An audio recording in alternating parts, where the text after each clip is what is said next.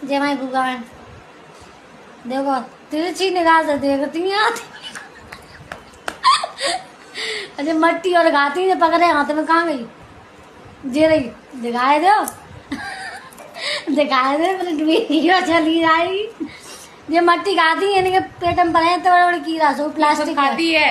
मैं नहीं लेके जाती है इतने पैकेट 5-5। अरे आज बैंक में एक डोकर सबसे लास्ट में तुम्हारी कसम खड़े होते और कोनी मार मार के सबसे ज्यादा आगे, एक आदमी तो 3 कोनी मारी और वे कहें बाबा तुम बूढ़े हो, का कहें और सब जने हंसे। और बाकी बिन की बहू आती जो डोकर की पत्नी ना लला बे का होते ना कछु कहते के। मैंने की तो वो आदमी कह रहे एक जिनमें कोनी मारी 3-4 कि अम्मा जब हमें कोनी मार मार के मैंने अलग कर दो तो मोहल्ला में कितनी कोनी मारते हो एकदम बताओ इसकी कहावत कैसी लगी आपको?